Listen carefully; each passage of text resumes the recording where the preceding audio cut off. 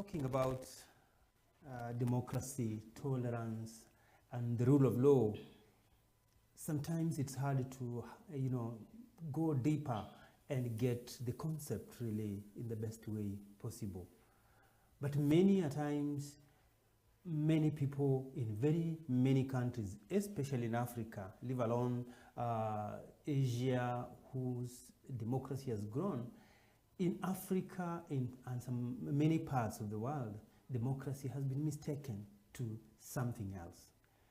Tolerance has been taken as cowardice kind of a thing. The rule of law has been taken, like in the recent times, rule of law has been compromised in a way that it seems to cater for a certain people, certain clique of individuals, and things like that. Today, and in this very noble program, we are here to discuss this deeper and deeper and know exactly what democracy is, know how tolerance should be embraced, how should we go about the rule of law. My name is Paul Gregory, the host of this program, and together with me is a man, he'll talk about himself, he'll say who he is. We are going to go deeper and deeper and know exactly what democracy is, and especially how should we apply this in our countries in Africa, and precisely where you are. Is democracy an exercise or a lifestyle? What is this democracy? And before wasting a lot of your time, let me welcome and invite the man in studio to give us an insight. Just tell us who you are. Yes, my name is Apostle Steve. Oh, yes. Apostle Steve K. Oh, yeah. And I'm a born again and minister of the gospel. Hallelujah. Yes. Yeah, all the way from Kitui County. Yes. I work with a ministry that is called Temple of Glory. Temple of Glory. Yes. Yeah. Karibu sana. This is Taswira ya Siasa na Uongozi. It literally means an eye, just getting to know what politics and how to go about politics. Yeah. Is it part of life? What do you think? Is politics a new gagu thing? Yeah, actually politics is it's part of everyday today activities of our life. Oh, yes. We cannot detach ourselves from politics. Sure. Because politics is what actually produces everything that you see around. Correct. Yeah. Very well. So that means, as we have said always in this program, is that we cannot run away from politics. Yeah. Politics is what gives us. We have a topic today, and we are talking about democracy, and tolerance, and the rule of law. In that flow, I would like you to give us an insight just about what is this democracy, what should we understand by it, and maybe application. Yeah, to start with, maybe we should go back to the history and look at some of the things that has constituted our society and exactly what we call democracy. Oh, yeah. One of the things that we need to focus on is we have to understand that Kenya, since 1992, is what we call the multi-party democratic society. Okay. And what that means is that now we have a society where things are done in a democratic way. Okay. But when we talk about democracy, then there are characteristics, there are features that forms what we call democracy. Yes. When you look at even in our constitution and Article 10, you're going to notice that democracy in Kenya lies on what we call the 7 features. There's what we call the 7 features or the 7 characteristics of democracy. And one of the things that I think sometimes we have mistaken democracy with sometimes the love of people or an individual that we love. Okay. When we talk about democracy, we are talking about things like the freedom of association. We are also talking about things like the freedom of assembly. That's why when you look at what is happening right now in Kenya, you're going to notice that we have a government that is already in place. Correct. And then we have an opposition that is also in place. But the mistake that most of the time that happens, I just want to appreciate the way you started putting the Africa in the front of all these topics. Yes. The mistake that happens most of the time, we tend to mistaken the opposition with something else. Okay. Because in a democratic society where we have the freedom of assembly, we have the freedom of association, right.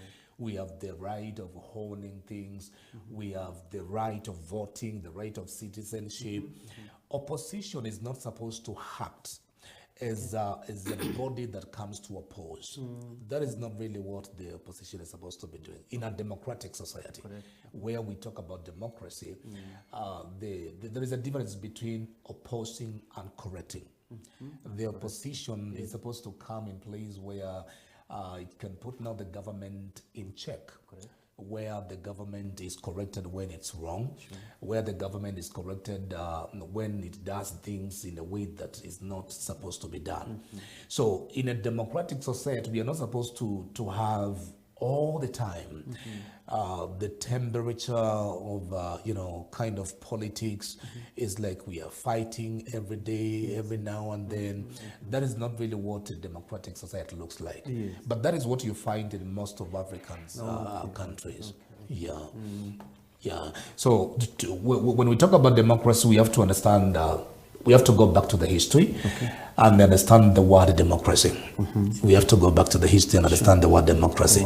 The word democracy is an ancient Greek word that is divided into two. It comes from the word demo and then kratos. The word demo simply means the people.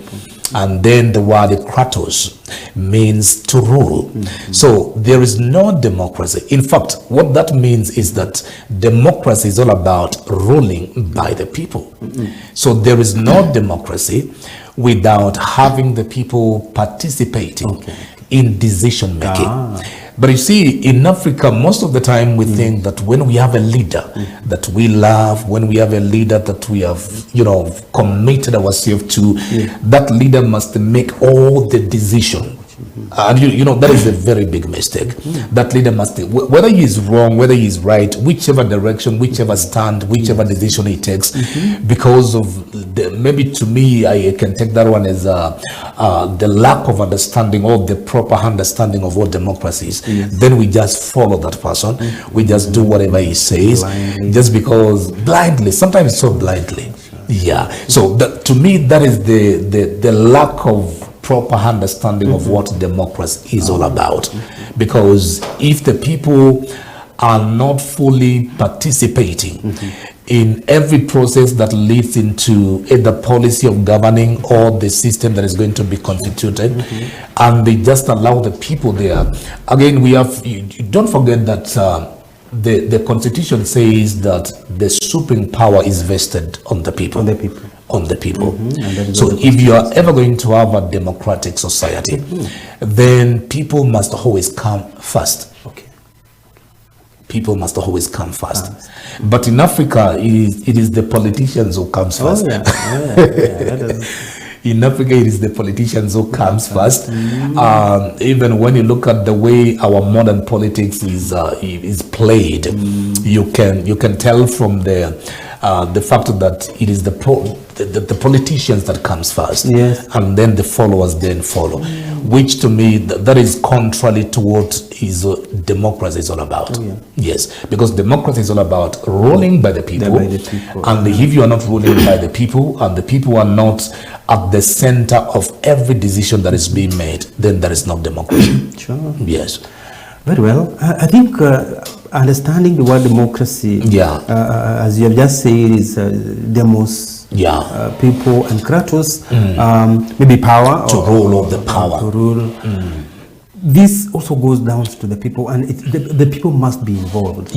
And in most of the African countries, speaking of, many countries in Africa, it has been mistaken, as you have just said, that now if the people must speak, then there are two things here. Then either they must be engineered to speak, to speak, or they must be, either confused or convinced to make a decision. Did you think the people in Africa and whatever country that the democracy has not yet grown, do you think the people are not well informed, or they have?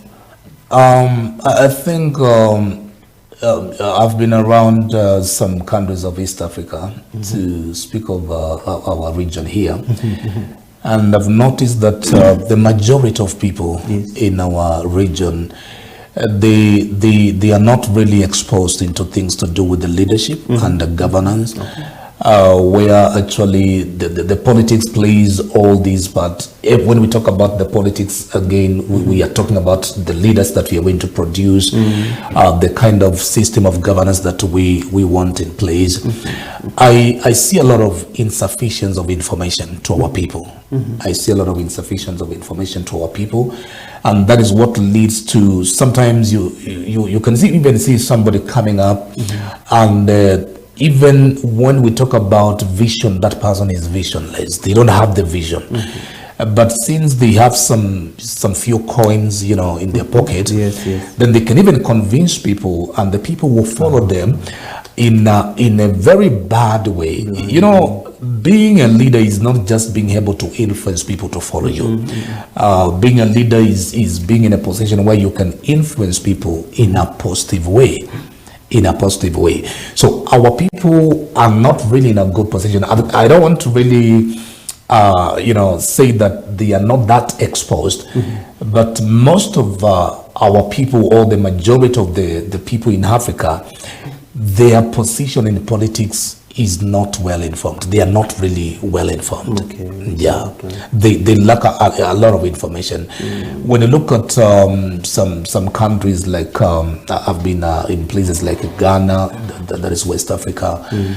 There are some places you go in Africa and you find people are so exposed in things to do with the leadership and governance, where an individual can stand today and challenge even the system in place.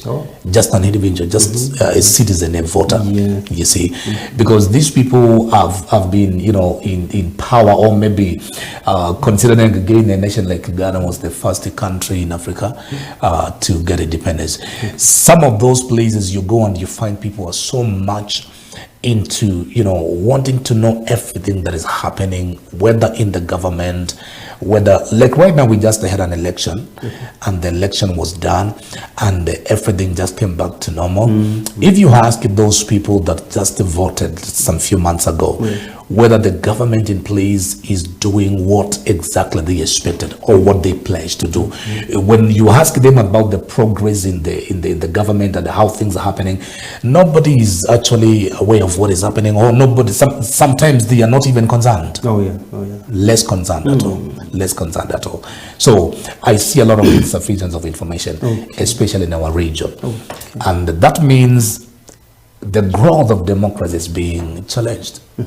Yes. The growth of democracy. The growth of democracy. Yeah. What is this challenging democracy? A country, a grown country? Because if you look at a country like Kenya, somebody is somewhere and they are, telling us that the country has grown, democratically, talking about the first month, that is January, and now we are in February. Okay, from elections to a few months to maybe today, somebody will tell you that democracy has grown. But after a few weeks, a few weeks ago, things changed drastically, and it's like now the democracy is not democracy anymore. It is like there is something happening in the world, in the country. We are now seeing a lot of even assembling here and there, and the kind of discussions. It's as if we are still in the process of having another election. Somebody is bleaching the foundation of democracy itself as a word. Do you think somebody is bleaching this now? Look at democracy. You're saying it is the power vested on the people. The people. Our Constitution of Kenya has also said that. Now the people have to speak. There are two groups here. There is this group that supports the government. There is other group that is opposed to the other side. Still, democracy is about the people. Now, who is who? Maybe I think I should start by saying, we the country like Kenya, yes, especially here in our place, there is something, when you look at our society, there is something that needs to be corrected. And I say something needs to be corrected because it's a notion that has been around for a long time. For example, we just had an election and the election ended. There were disputes here and there. We have the Supreme Court, which is the highest court in the land. It sat down, they heard the case, the dispute, they determined, they made a decision, and the ruling was done. But again, you can see when those meetings or the gatherings are called, you can tell from the response that the majority of the Kenyans, of the people outside there, they like that kind of mode. Okay? They like that kind of mode. And then we fail to understand something. Democracy, just the way I started by saying, democracy is not about opposing each other. No. Even in a democratic society where you have the majority and the minority. In fact, in that sense, is that for democracy to be democracy, the minority must have their say. And the minority having their say, that one doesn't mean that the government in place or the system that is governing is being opposed. Because in a democratic society, every voice matters. Every voice matters and every opinion matters. Actually, that is the beginning of everything, whether you're going ever to have a development, whether you're going to have a political stability, it has to start with the valuing and considering every voice, every voice. So the tendency where the minority believes that they are being oppressed, the tendency where the minority believes that they are being, mistreated, that attitude is one of the things actually that is killing democracy in our region. Because you're going to get to a point where the people now believe that the government is bad. Even when the government is not bad, the people will stand up believing that something is wrong in the system. And if you ask them, even if you sit down with one of them, that then you ask them, okay, you are following this narrative here and there. What is exactly is wrong with the government? Very few people that will answer that question. Very few people that will answer that question. But again, we have to also appreciate that we have a good system, or maybe we have a leadership that acknowledges God, that is not even bothered with with the happenings around. When you find people that keep on talking too much about what happened, it simply means that there is nothing new that is happening. If people dwell too much on what happened, it's either they have no plan of doing anything new, or completely there is nothing even they are expecting to have in the future. So for this country to move forward and even our society to grow democratically, we have to educate our people, we have to civilize our people, we have to bring our people into a place where even when they speak from the place of understanding and knowledge, not from the place of delusion, and because we are influencing them so that they can do and serve our interest. Very well. Yes.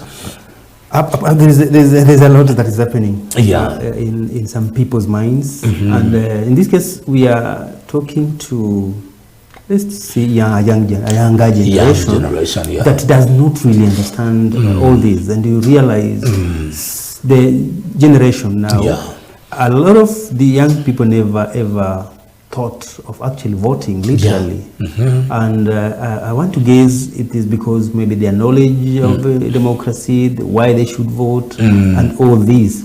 But all this comes to a challenge where now democracy has to be defined in a much deeper way. We have seen that democracy is about the decision. Is about decision making. Yes. That has to involve the participation of the people. In fact, the beginning of any operation or any regime that is going to become oppressive is when you have a system that attempts to initiate any process that maybe will lead into a decision that will govern people without letting the people voice out their opinion.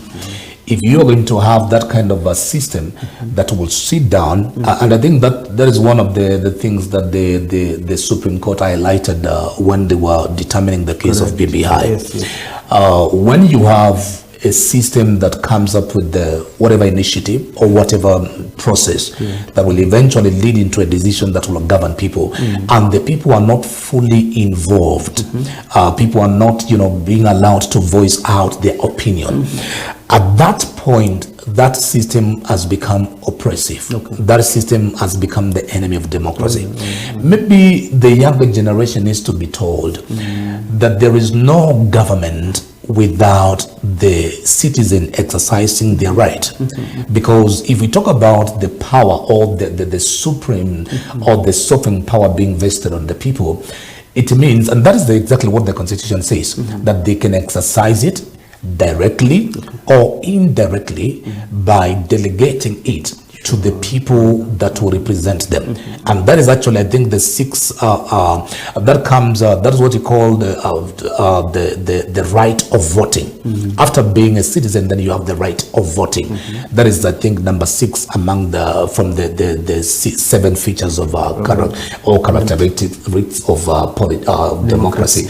So when you look at the way the young people are responding to these matters of leadership, and especially things to do with the politics, it's very misrepresenting to tell somebody, I want you to vote for me because I'm going to do something to you directly. That is very misrepresenting. Yes. Because you don't elect a leader so that they come and serve you alone as an individual. That kind of statement is already misleading. Is misleading. And because of that, I think many young people now, early around 2007, before what happened in 2007, there was a move that really influenced the young people, and the young people were so much into politics from that year 2007. But from that, if you have observed our voting patterns, something drastically changed, and even the numbers began to reduce. Okay, correct. Yes. Because of that expectation, where somebody maybe was told, if you vote for me, I'm coming to take you because you're a graduate, I'll get you, give you a job, I'll fix you into this ministry. And people now started having those personal, interests and expectation. When those expectations are not met, then the problem starts from there. When those expectations are not met, the problem starts from there. And I think it's the high time that even the leaders, the political class, the leaders outside there, when we are going outside there, even when we are doing those campaigns, it's very important that we present a message that can not only convince people to vote for us, but also can, raise the understanding of these people, so that on their side, as they exercise also their right of voting, at the end, they will know what that leadership is supposed to do into their life. Yes. What do you think we can do to our people, especially the young people? And democracy has, the education, their awareness about democracy has not gone deeper and deeper to them. They have not understood this. What do you think are the modes that can be used by individuals or organizations, maybe churches or the government, can do to bring down the awareness of democracy to the people, especially the young people? I think in every society, sensitization is very important. Because nobody becomes what they have never either heard or been told. People become what they have been subjected into. And if you want a society like Kenya to become knowledgeable when it comes to things of governance and leadership and the politics, then the leaders have the responsibility of going on the ground there and civilize people, sensitize people. Let the people know that they have a role to play. Let the people know that, for example, I saw there was a time in my place where I come from, even the governor used to call those, public participation, whether they are about to make a decision in terms of a certain project. Sometimes they will have those kind of meeting where people now are allowed to come and they participate. Maybe in terms of what is the priority. If we are making a decision maybe to take this money and invest in this, is that what is really needed on the ground? But when you go into those kind of forums, then you realize there are only few people that come. That one tells you that the people do not feel either included or maybe they don't feel like they are the right people to give opinion in those kind of gathering. So at that point now, that's where the leadership comes in place. That's where the leadership comes in place.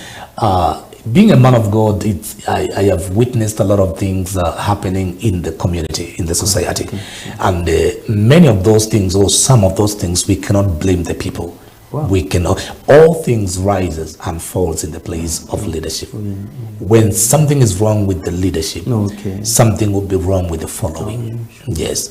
So we need to do something, and the something that we need to do is that every leader, from the political class even to the clan, anybody that is playing a role of leadership, we need to go on the ground there and bring people into a place where they can understand that they have a role. It is their responsibility, it is their constitutional right to participate on the matters that concerns the affairs of this nation. Yes. Thank you so much. I think we are getting this. And for those who did not know exactly what democracy is, I think you're somewhere. Maybe just tell us, maybe in just a few minutes, so that we can move into another topic. Yes. What is democracy and what is not democracy?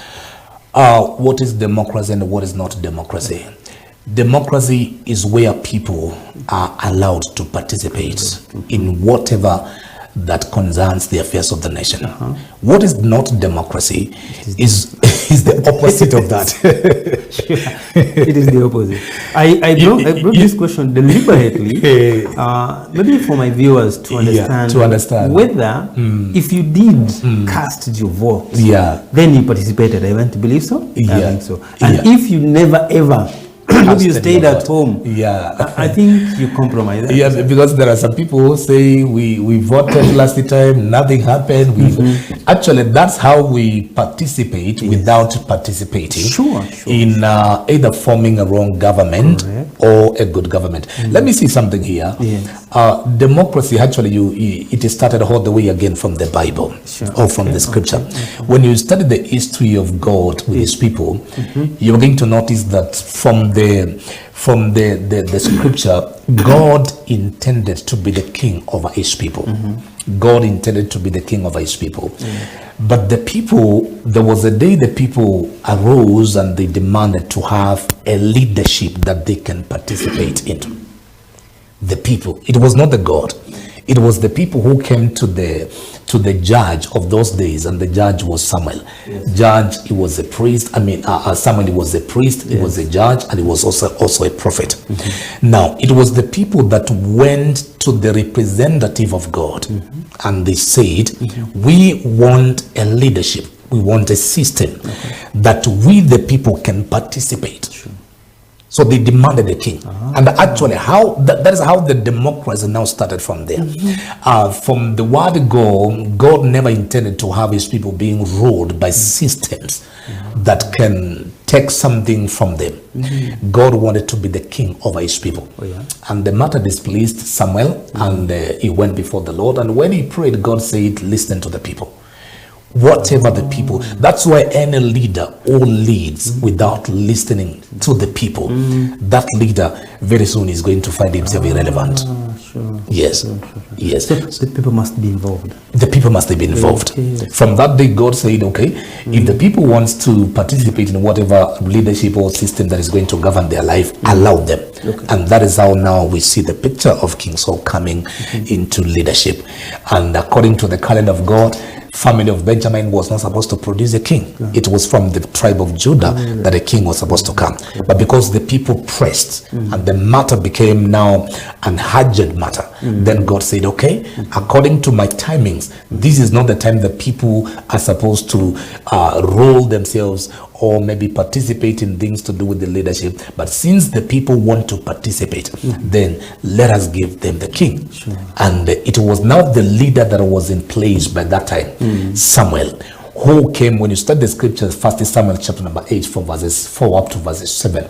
Then the leader went to the people to explain the manner of kingdom or the king that they are going to have, and how that leadership and the leadership structure is going to function. So the responsibility is always on the leader. And if you don't show the leadership, then the people are going to arise and do whatever they feel or they think is leadership. Very well. Yes. Very well, very well. My friend, we must accept the fact that when we need to do the right thing, we have to go and do it in totality. Yes. If you choose to do the wrong thing, remember you are doing it for yourself. So that means what you've just heard from the man of God and the very, very educative guy. I'm learning a lot about this very topic. And when we come back, we want to look at tolerance. Tolerance has been actually an enigma, kind of. It has become a problem to many people because of what is happening today. So that is all about democracy. It is really not all about it, but we are going to learn more and more about it. After this short break, a very short break, we are coming and we shall be deepening ourselves into knowing now how is democracy going to be tolerated? How are we going to tolerate one another? How are we going to embrace one another and live within the democratic, society? After this short break.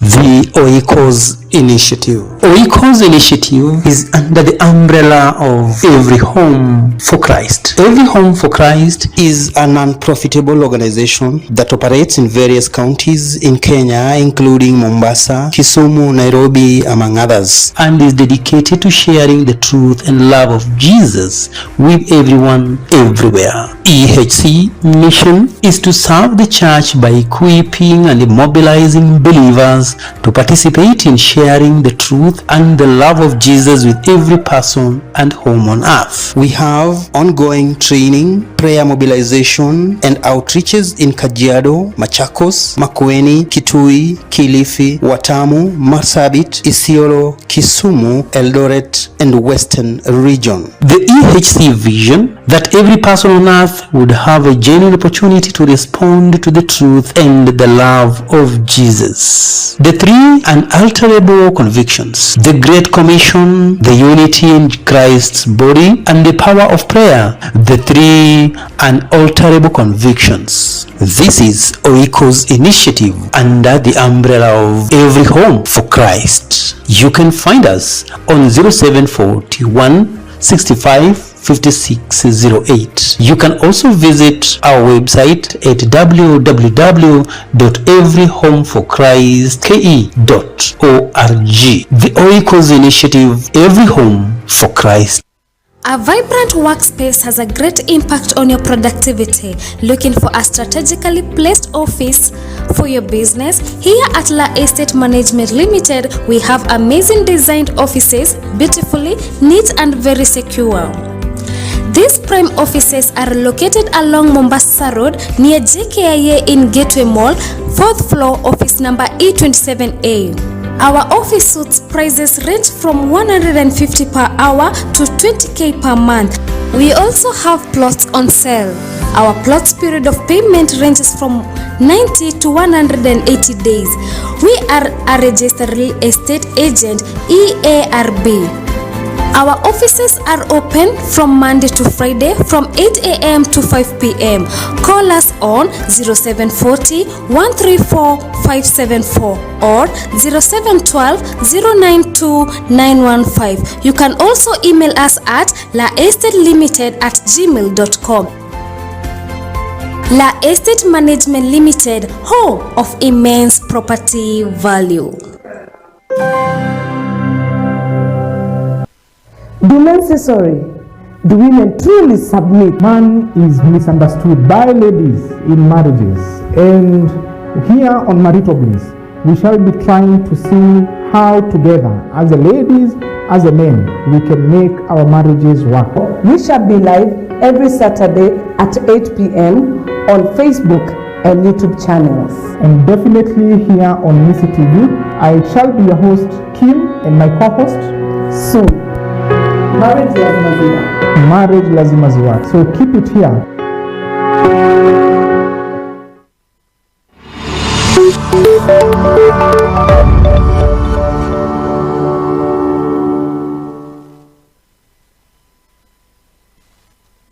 Asante. We are back again on this democracy, tolerance, and the rule of law. Imagine the three,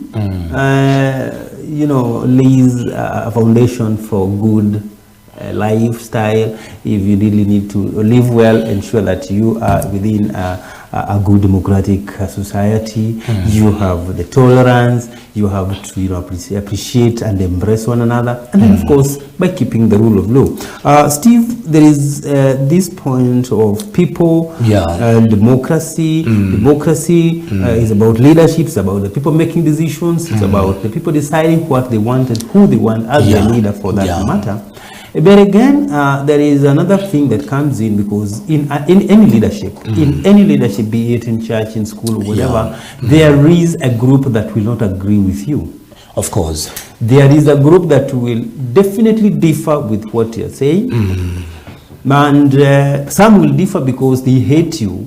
Some will differ because they think maybe you are not the right person. How did you come ahead of us? How did you come ahead of me? How come this small boy is now the class secretary, and we are the giants here? We are not. So people don't agree with the leadership that is in place, not because they are doing the wrong thing, not necessarily they are doing the wrong thing, but maybe because of whatever they did, they want. How should we, and do you think tolerance will work and should work in our society? Well, before I answer that question, being a preacher makes you to be always directed by the word of God. Sure. One of the things, Bwana Paul, I want to say is, I think it is only in Africa where people believe that once you are in power, or once you come in power, is like something is wrong with everything that you are doing. I don't know whether you have observed, people have a way of rebelling to authority, whether it is good or bad. Okay? That's why God did not allow people to always have the freedom to choose what they want to do with the authority that is governing them. And then there is a scripture that says everybody must be subject, or must submit himself to the governing authority. For there is no governing authority except that which has been given by God. That is in Romans chapter number 13. What does that one tell you? That one simply means that somebody has to come into a place where they are willing, because the word submission is the willingness where you bring your will under another person's will. That one does not mean that that other person's will is superior than yours. It is just the understanding where you understand that somebody has to lead and somebody has to follow. There has to be someone that is leading, there has to be somebody that is following. And that is the structure of how God himself actually has structured the life. That's how life is supposed to be. We cannot be all followers, and we cannot at the same time be all leaders. There has to be somebody that is leading, there has to be somebody that is following. So God did not leave that one to us to decide whether we are going to follow or we are going to rebel. He used the word must. Everybody must submit himself to the governing authority. And then he goes on to say, consequently, whoever resists authority is opposing what God has set in place and those who do so will bring judgment on themselves. That's why when we started, I said, the understanding that we have of what is supposed to be opposition, that understanding is very wrong and needs to be corrected. Because being on the side of opposition or being an opposition does not mean that your assignment is all the time to oppose. The opposition is supposed actually to correct and put balance in the government or the system that is governing the people. That means that you become, that's why we say that in a democratic society, every voice matters. That's why when you go even to the parliament, you're going to find a side of minority and a side of majority. Meaning that their place, it is there. Not so that they may oppose, but they may correct what needs to be corrected and put check and balance to the government. So having said that, in every democratic society, where we must have a peaceful society, where we must have a robust, democratic process that is happening, tolerance is a key thing. Tolerance is a key thing. Maybe I should use the word that I like to use sometimes when I talk to leaders. There is no best religion in the world than being human. Tolerance is an act of humanity. Tolerance is an act of humanity. And being human alone is enough to make this world the best place to stay. So when we come in the place where you can have people that you never wanted them to come in power, and if it happens either by the will of God or by the way God has maybe structured the seasons, because sometimes there are people that God will bring in power to serve a particular season. And according to the calendar of God, that season, it is only that person that can serve that season. Before the eyes of men, that person may not be the right person, may not be the right person to be in the position by that time. But according to God, that is the person that's supposed to be there. So there are leaders who comes in place to serve a certain season. And when they serve that season and the season comes and passes, then another person can come and continue with the leadership. So when you have people that disagree with what you agree with, or they don't believe in what you believe in, that is where now tolerance comes in. That's where now the tolerance comes in. Because we have to agree in one thing, Paul, that we are living in a world that is becoming more and more closely interconnected. And when we live in this kind of a society where we are so interconnected, the world is becoming so small. And at that point now, things like tolerance, intercultural dialogue, respect to diversities, because diversity comes in different forms. I believe in things that you don't believe in. I come in a geographical location that does not look like where you come from. I dress in a way that sometimes may not please everybody. My sexuality might differ with somebody else outside there. So because of these diversity, we have to come to a place where we are able to tolerate each other. A democratic society is a society where people, we don't have to agree in everything. That is something that we have to tell the people. We don't have to agree in everything for us to become one. We can be one even when we have difference of beliefs. We can be one even when we have difference opinion. But how can that happen? It can only happen when we embrace and promote tolerance. So it's a key thing. It's very necessary to promote tolerance in our society. Sometimes you go outside there, I find myself sometimes on a public means, and a lot happens in those places. You can find yourself in a gathering where things are not happening the way you like or the way you would want them to happen. But that is the way of life. There has to be a way where you can balance the life that you live and the respect the opinion, the stand, the belief, the values of other people. tolerance actually is everything that we need as a democratic society. People come from different places. People come from different cultures. And when that happens, it simply means that we are not going to see things from the same lens. We are not going to see things from the same lens. Some of us, we come in places where we believe for a leader to come in power, he has to be at a certain level of education. Maybe that could be true. But there are some places you go and people believe that leadership comes from God. They believe that leadership comes from God and anybody can lead. So at that point, we have to get, to a point where we draw a line. And instead of now discriminating each other from the point of what I believe and you don't believe, what you stand for, your values, your attitudes, your speech, then instead of doing all this, there is a place where everybody matters.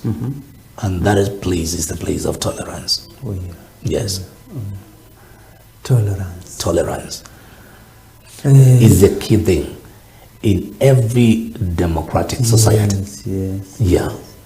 Now, somebody will be asking now, what am I going to tolerate? What should our leaders, like in the current situation, what should our leader, what is it that our leader should them really tolerate? And why should they do so in a setup like this? Now in Kenya, for those who are outside this country, you can assist us, digest this and dissect on the same. I don't know whether you are aware that even as we are seated here, a lot is happening outside there. Even we are having meetings that are taking place, political meetings or gathering almost every weekend. And that is their democratic right, because that is one of the 7 characteristics or features of democracy, the freedom to assemble and to associate. I think we have to pass a message, whether to the leaders or to the followers that follow the leaders. We have to get to a point where we give time to time. We have to give time. We have to tolerate when things begins to happen the way they are happening right now. We just have a government that came in place in a very few days ago, just a few days ago. We have to tolerate the process, and we have to be willing enough to observe whether this process is leading to where we expected to arrive into. Because people are so in a hurry to conclude that this one is not working. So if it's not working, what are we supposed to do? And that's where now the issues are coming in. That's where the problems are coming in. Because people believe that if it's not working, then we should replace it. And what are the mechanism or maybe the ways of replacing it? And that's where now the problem starts. So if we are ever going to have political stability in our society, or maybe have a democracy that has grown to a point where every voice matters, we have to be able to appreciate that everything requires a process. Everything requires that it has to be processed. So we have to tolerate whatever that is happening right now. We have to tolerate the process. We have to tolerate the process that is happening. Be patient enough to know that whether there is a leader who is doing something that maybe you feel like that is not how it's supposed to be done, give them time. Give them time. Because with the time, we are going to know whether this system is really working or is not working. Without the process, we are never going to have the product. So we have a society that is demanding a product.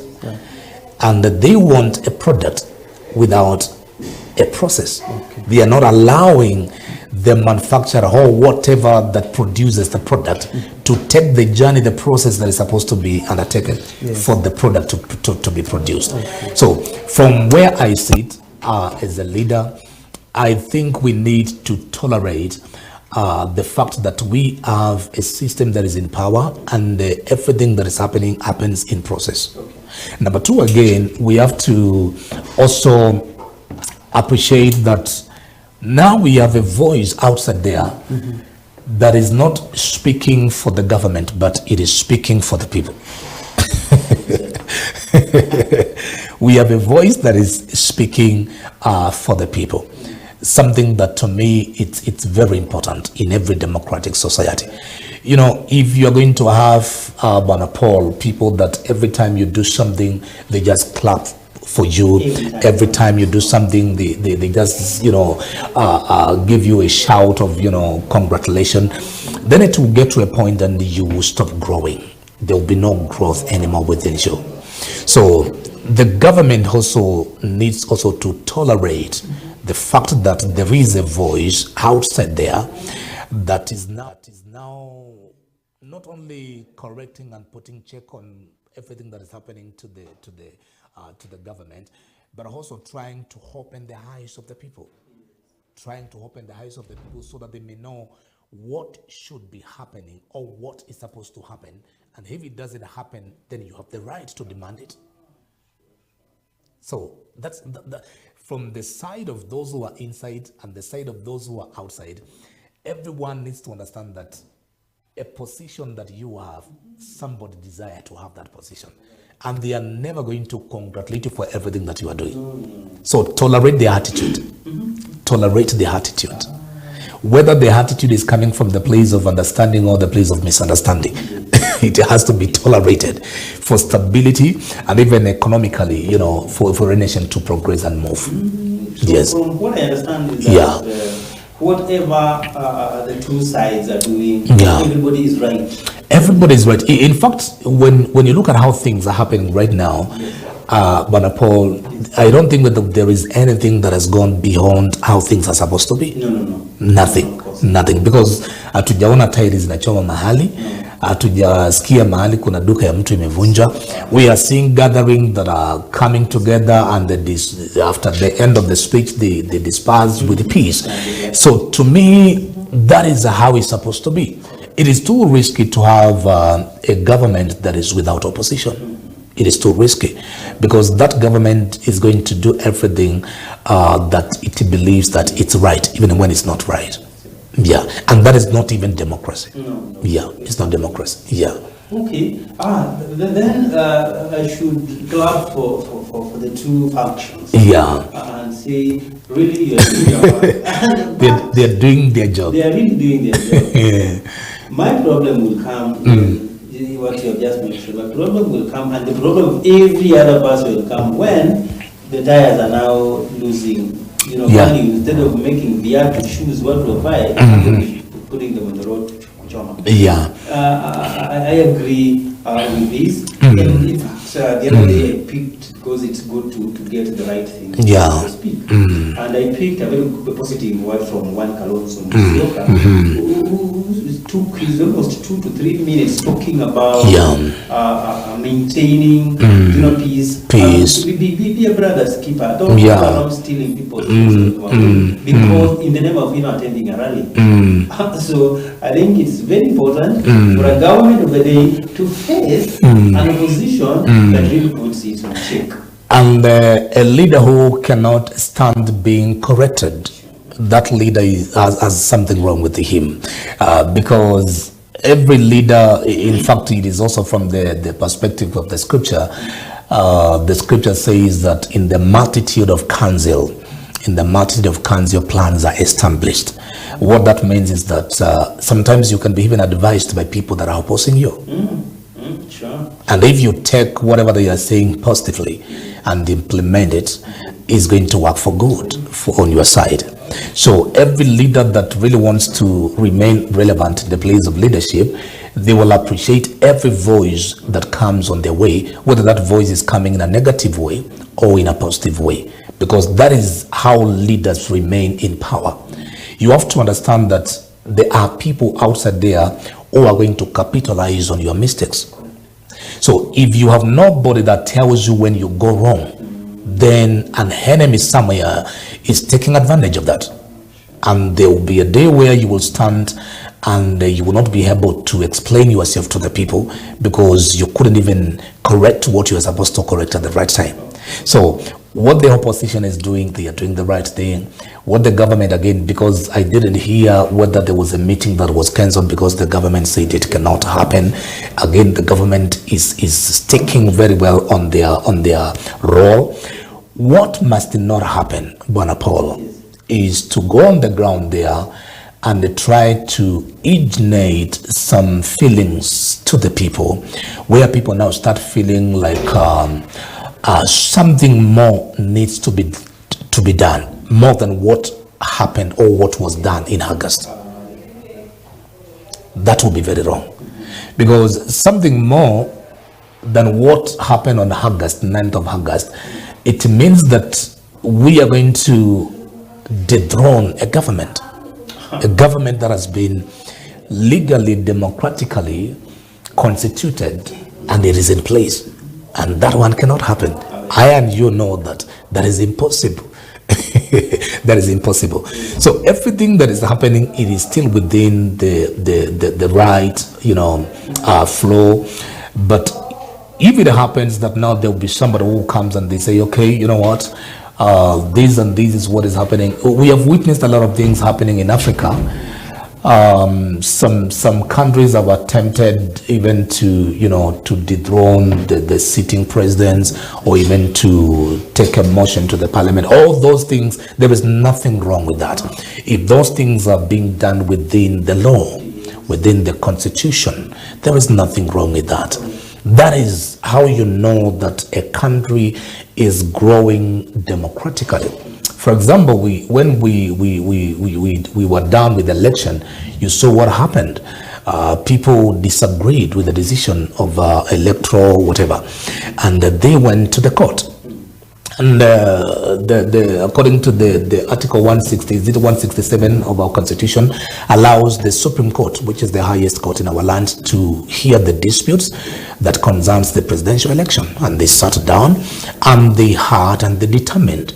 And after the decision, you saw even those leaders of opposition coming and they said, we disagree with the decision, but we respect. To me, that one sounds like we are growing. We are growing as a society. We are growing. And I think it is from that point that now we didn't see any citizen, any Kenyan going on the field or on the street to do or to demonstrate anything. Because leaders by themselves, they did the right thing. Yes, they did the right thing. Okay. I think I concur with you. Yeah. That up to some level, they did really well. Yeah. And I think this is where now our last topic comes in, the rule of law, where now people should respect the rule of law. Because if the courts decide, and that is the highest court. Yeah. Yes. And this topic is coming in this context, just to look at what has happened in our country. Yeah. In the first place, they accepted. The second time, some whistleblower. The whistleblower came up. They came about, and were there, and they had all the time to check their So our point now is how important should Mwananchi understand the courts and the law, and all that. Now, if you look at what has happened now after the whistleblower, things have gone kind of out of context. In as much as they are doing the right thing, we are actually giving them a thumb. Yeah. Is that now look at number one, do you think the resistance that is coming from the opposition as the right thing? Two, do you think by coming up with some conclave, some group of, I don't know how they call themselves, army or so, do you think this thing is healthy to our democracy? And just before we go to... I think we need to answer some few things here. Yes. As citizens or as a country. First of all, Paul, we are never going to have the rule of law being applicable if the citizens by themselves, they are not the law-binding citizens. It has to start from there. Because when you go outside there, a lot that is happening there is because, and I don't want to really, downplay, that attitude of Kenyans where they believe that we have a wrong system of either judicial when it comes to things to do with the laws. But there is something I have observed personally. There is something I have observed personally. Sometimes even when you cross the border and you go outside, Yes. it's very, sad to hear like Kenyans are known with the attitude of breaking the laws. Yes. So we can never have the rule of law being applicable or have a society that is well governed by the law if the citizen by themselves are not law-binding citizens. Having said that, I have also to come back and say, again, there is something that we need to promote, something that I feel that is not really well promoted as of now. We have to promote the culture of where everybody is equal before the law. The citizen might be sometimes in a position where they say, if I have a problem, for example, or maybe I'm driving my car outside there, and then something has happened and I get arrested, instead of allowing this policeman to take me to the maybe police station and then from there to court, let me find a way of shortcutting and pay an kidogo and then I get off the hook. Because most of those Kenyans, they believe that we are not equal before the law. There is that belief where the citizen, again, they believe that there are some individuals that will enjoy some special privileges, privileges that are not extended to everybody. So unless we, again, promote the culture where everybody is equal before the law, whether I am an official placed in a high place, even in those, in institution of laws, or maybe I'm just a common citizen on the ground there, when we stand before the law, we have to be sure that we are equal. Because nobody is above the law. If we are not going to promote that kind of culture, then we are going to have a problem in our the way we govern things and the way and it's not because that we don't have the institutions that are strong. I disagree with the people that say that the institutions of Kenya are not independent. I disagree. At some point I disagree with that. Because we have seen some decision coming from the court, and when you look at that decision, and when you look at the individual that the decision is being made on, you can tell that whoever that was seated on the place of making that decision, he had the freedom of making that decision. They were not under pressure from anybody. But you see, the problem comes where we, the Kenyans, cannot answer some questions. And I want to place those questions. Number one, we have to answer the questions. What kind of a country do we have? What kind of a country do we have currently? And what kind of a Kenya do we wish to have? Those two questions are very important. What kind of a country do we have right now currently? And what kind of a Kenya do we want or do we wish to have? Is it a country that is free from corruption?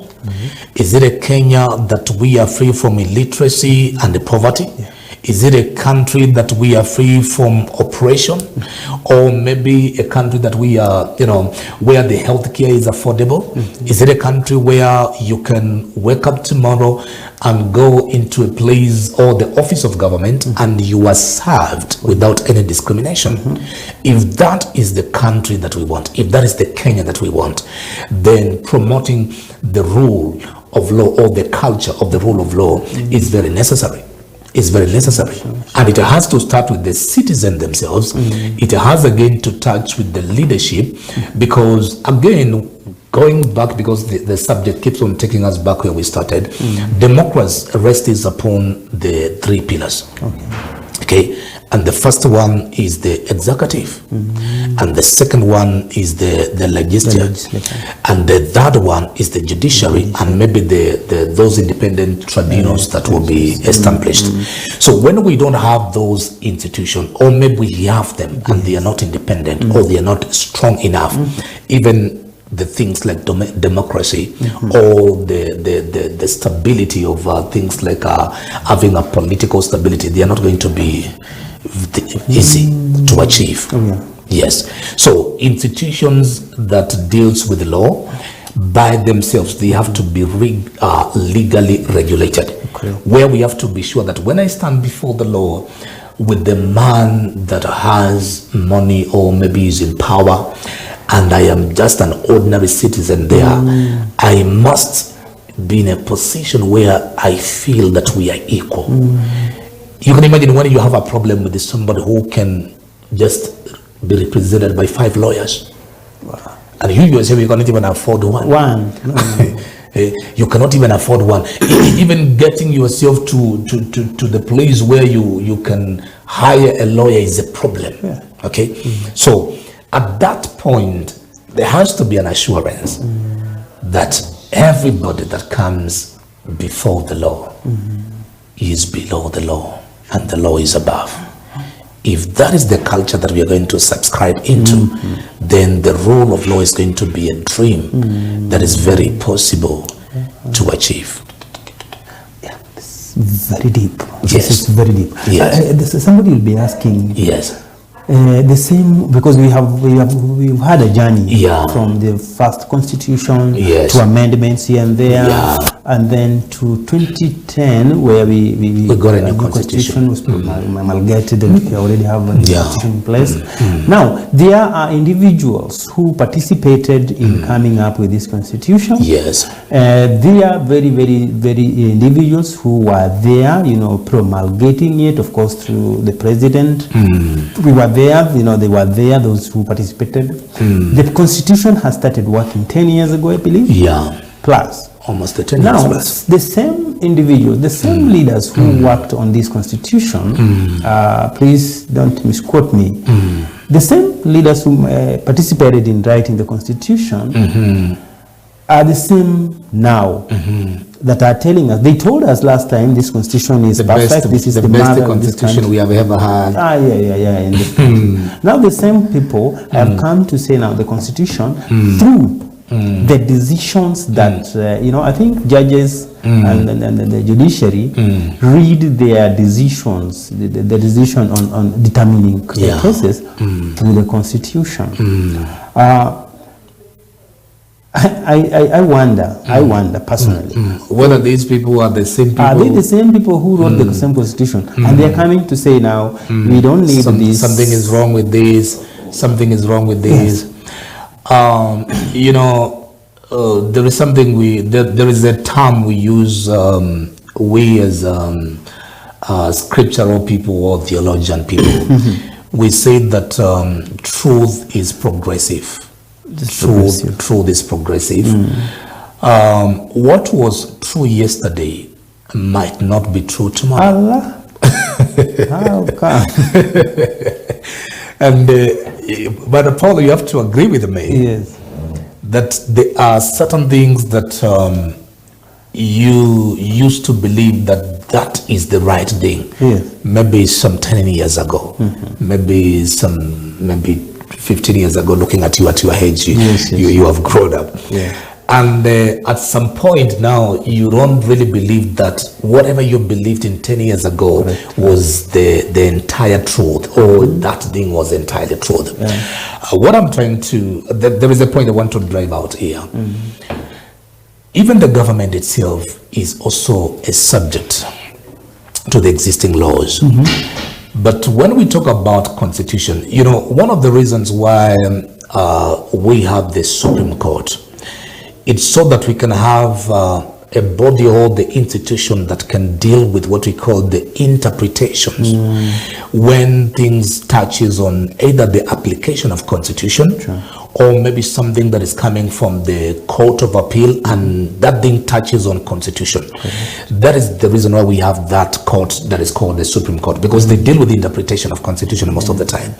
Now, when we come and then we say there is something that we established or maybe we placed into this constitution, but we don't feel like these things should be here today.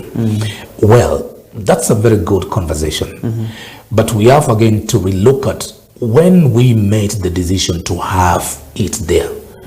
What did we consider by that time? Then, has it expired? Okay. Whatever fueled that kind of thought, has it expired? Because if any change that you're going to make because you want to either run away from something, that kind of a change is not going to really sustain you for a long time. A change must not be always be made because somebody feels uncomfortable with something. Not everything that makes you uncomfortable you should run away from. Okay, for example, let me say something here. Personally, I went through the document that was called BBI. Okay, I don't have that much interest with things to do with Siasa. But when it comes to something that is going to touch on affairs of leadership or something that is going to govern the people, I develop interest. So I went through some of the things that were being suggested there. Some of those things, they were not bad. They were not bad. But do you know that, Uongozi-Paul, there is no good move that will ever come from a bad intention. When the intention that is backing the move, when the intention that is backing the move is not good, the entire process is not good. And that is what spoiled that day. It was not really a bad idea. It was not a bad idea, but the intention behind it. The intention behind it. And that is what actually the leaders now needs to learn. If we are ever going to come up with something like that again, then we have to be very careful, because now people are, everybody is now awake. Even the citizens themselves, they are seeing things. By the time you bring, whether motion or conversation that you want us to have, we are going to scan your intention. We are going to look at your motives. We are going to judge, your interest. And if those interests are not really cooperating with our interest, then we disagree. Because the power then is vested on the people. Yes. Otherwise, I believe that we are growing, and every nation that is growing makes mistake. Mistakes is part of every day-to-day life that we have, and it's part of growth. So maybe there will be a time where we will need to amend some of the things that we are intending to be amended. Maybe there will be that kind of time. But when that moment comes again, we urge our leadership to prioritize the interests of Mwananchi and not their interest. I can tell you, there were many good things in that document that just went on the water, just like that, because something was wrong with the motive. Yes. Right. Now, as we come to the end of this, I want us to talk about the type. Yes. Because we have seen hyped, kind of leadership, what we should listen to and whom should we listen to, and really exactly what are we supposed to get from who to assist us live well in a democratic society. We've had and I've seen the two functions. We've said politics, the government and the opposition, actually they are doing the right things. The government that is not being checked will be dormant, will not work. And then the opposition as well should be in the very right track to check and balance. Now they are under the rule of law as well, because now we have brought these three topics to the coexistence of the three, so that an individual, Mwananchi, we must make sure that their life continues, the life goes on. and they should be taken to the levels they want to be taken, the politicians who want to take them, only in a way that will bring maybe respect and tolerance to them. Mwananchi should, how? Because there is a Mwananchi down here who needs to accommodate one another, right? I'm getting your question very well. We have to tell the Mwananchi, first of all, you cannot always follow people that do not answer the question of where are you taking me? Okay? Yeah. If I'm going to ask you to follow me, when Jesus asked his disciples to follow him, he said, follow me and then I shall make you the fishers of men. There is what they were when he met them, and there is what they were not. So when the Mwananchi is on the ground there, and here comes a leader, whether it's a political class leader, and he wants to influence you in certain, either a conversation or maybe a way of doing things, the first question every noble citizen should ask is, what is that you are presenting to me that is going to change my life? In other words, where are you taking me? Even when Moses went to Egypt, he said to the children of Israel, I am here to take you out of this land into a land that is called Canaan. And in that land, he explained what will be found there. There has to be the clarity of, what is ahead. Like, should I follow you and why should I follow you? Oh, yeah. Okay. So I don't like these... sometimes I interact with the people and you find some argument and debate where people believe that this one is the right person to have, this one is the right person to have. And if you ask them, why do you think that this one is the right person and this one is not the right person? Then you're going to realize that whatever feelings that they have is just a confusion. It is based on either ethnicities, it is based on either geographical locations, and that is not the way of going in matters of leadership. We have to rise above, those boundaries of ethnicities and the geographical location. Everybody that you see outside there, whether that person, for example, we have up to the local leadership like that one of MCR, you cannot see that you're going to serve the people only that voted for you. You have people that voted for you, you have people that did not vote for you, and all of those people are citizens within your region. Okay, after the election, I think we Kenyans, we need to start a new culture where we can come back together and we have to know that it was just an exercise of making a decision. We have to view it like that. It was just an exercise of making a decision, and once the decision is made, we have a nation to build. Correct. We have a country to move forward. We have an economy. We have a generation that is looking up to us that we are raising.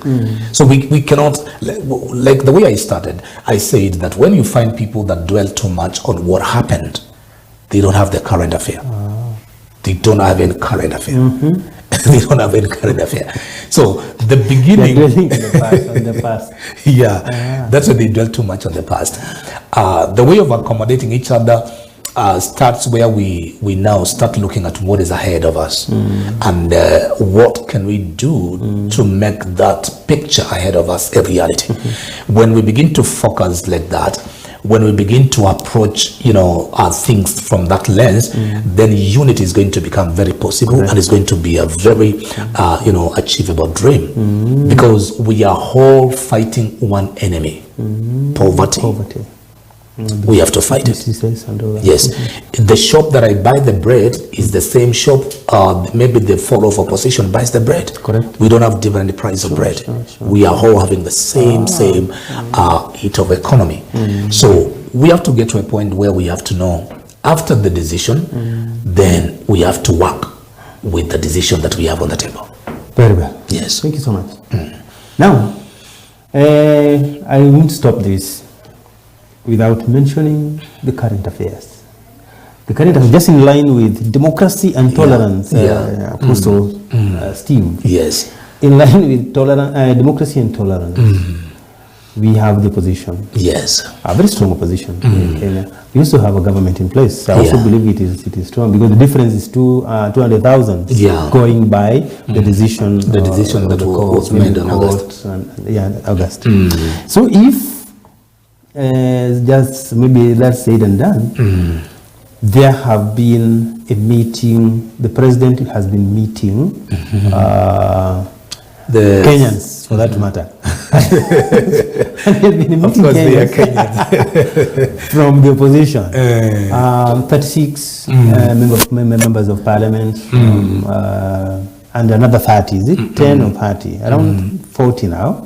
From the opposition, and now the party leaders and the other members of officials, the other they look at this as a betrayal, in line with democracy and tolerance, and maybe rule of law. I don't know whether that comes in. What is it that the position are fearing? We had something similar to that from the previous regime that we had, that we used to call the handshake. And now that we have another new government, and there is this, that is building up on the ground. I don't want really to comment too much because I haven't gone deep into getting information. But I believe maybe it could be another process of handshake. You see, different leaders have different way of approaching leadership. When it comes to leadership, they have different approach. And what our current president is doing, I believe he's a very wise man. He's a very smart man. And above all, he's a man that, from where I see, the way I view our president, is a man who actually is part of this country where it is now. We needed that kind of a president. Somebody who can take some radical decisions. When he came in power, you have seen some decisions that he made that concerns things to do with the economy. He's trying to make decisions and rearrange things in terms of building the economy. I believe that from where he sits, he has done his own calculations, and he knows and he understands the impact of whatever he's attempting to do. But you see, the wrong thing, or maybe what will be wrong, is when these leaders that are coming to create or maybe to visit the state house or to see the president, if they are doing that, and they are doing that not for the interests of Mwananchi. If they are doing that for the interest of Mwananchi, or they are doing that to make sure that from wherever they come from, they represent the people that elected them. If that is the reason why they are doing that, because some people will tell you that I went on the ground and I listened to my people and I heard them, and that's why I took this direction. you have heard many leaders make this kind of statement. And when a leader comes out and they says, last year or maybe in a previous election, this was my stand, but at this point this is my stand. Most of the time they have a way of trying to hide on that statement, that I went on the ground and I talked to my people. Now I'm listening to my people, so whatever I am doing, please don't blame me. It's all about my people. Well and good. If it's all about the people, then I think, to me, that is right. But if the people are not involved, the democracy is dying. Democracy is being challenged. It's being challenged. Yes. Wow. I don't know what is your opinion on this, because now if the president wants to serve everybody, because that is what he has said all through, that he wants to serve everybody, regardless of how they voted, the pattern they voted, they voted to. Of course, the president is on record in many public, rallies or places saying, it doesn't matter whether you voted for this system or you didn't vote for this system, it's going to serve all Kenyans equally. Which to me, that one sounds like that is what is supposed to happen. If that is exactly what he is going to do, then we're going to have a country that is the best place to be. Do you think there is a political eye of maybe 2027 in this? Of course, there is. Oh yeah. But it is too early. It is too early to really comment or to relook at the things of 2027. But as the time moves on, in politics, anything can happen. Yes. Okay.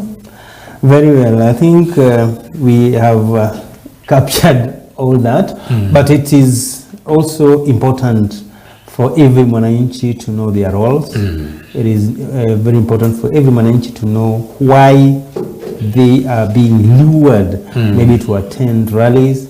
Why is mwananchi stopping what they are doing to do this? Because I believe what Baba or Raila is doing, he has delegated his job to somebody else in the office. Now he's coming out to a rally. So what have you delegated kule nyumbani so that you attend this rally?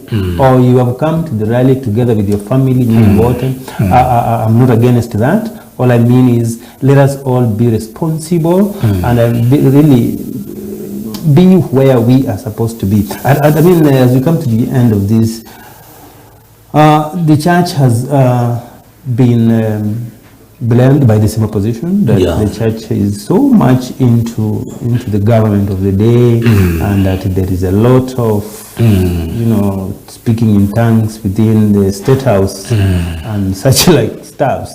Now the opposition are saying somewhere that the church is too much into the government. The church is too much into the government. Well, I am a representative of the church, and I represent the church. In other words, I represent the body of Christ. Correct. Being an apostle means you are a representative of the body of Christ, not only a gathering of people. What I want to say to every man of God or to every believer is that we belong to a geographical mapping location that is called Kenya.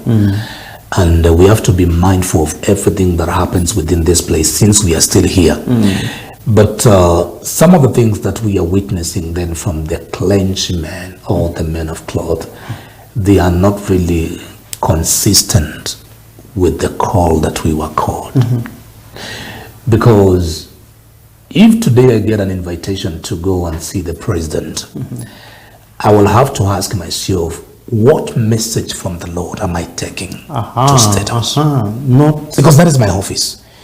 These tendency of when you are going to meet a politician and you are a man of God, you go there and you subject yourself as if you went there to be instructed or to benefit from whatever is going to come there. That is very wrong. We can congratulate the government, we can thank them when they do the right thing, but we must understand that we have an office to represent. So it's very wrong. Some of the things that we are seeing, they don't line up with the office that we represent. We were not called to celebrate with the kings. That is not our calling. We were called to anoint kings. We were called to give direction. And when you are going to the place of a leader that is leading the people, and that leader is looking up to you to bring the mind of God on the table, and then you arrive there and all you can do is to eat and drink. Then you are losing the call. You are losing the call. You're losing the call. So if you're a man of God and you're watching this one, you have to ask yourself, if I am invited, what message am I taking there? To be honest, I have been invited in some places, in some offices of either government or political opposition, and sometimes I say no, especially when I check myself and then I notice or realize I don't have the message at that particular time. I don't have to be there because I have been invited. No. You don't think you are losing maybe a bigger time? Well, there are some people who look at it differently. Some of us, we believe that there is something else that is more valuable than what people can give. Okay. Yes. All right. Yeah. So so, men of God, we're not supposed to jump into the politician's agenda. I think we need to, as you said, the men of God are supposed to correct, give directions, and anoint. Yeah. Now we are left with a few minutes, like maybe 1 minute. I'll give you back to you again. Please, your parting shot. Yeah. Tell us how we can find you, because I think we need you more and more in this. Yeah, like I said when we started, my name is Apostle Steve K. And there are several platforms that you can find me. You can find me on social media. I'm on Facebook. I have a Facebook page that is, I call myself Steve Mauta or Steve K. Mauta. You can find me there.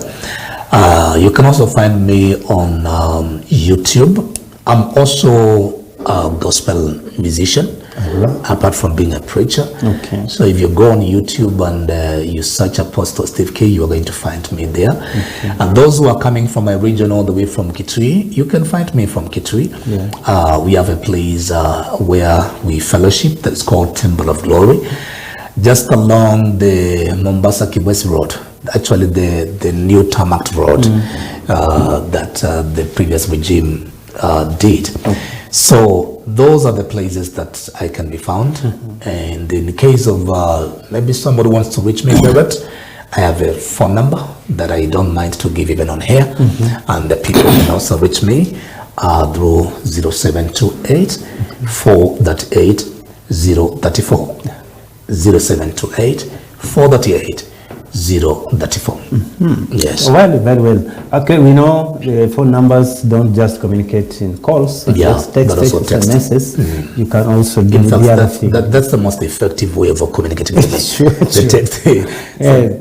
Thank you so much, Apostle Steve. You have been a blessing to us. You've been a very big help to this show. Thank you for program.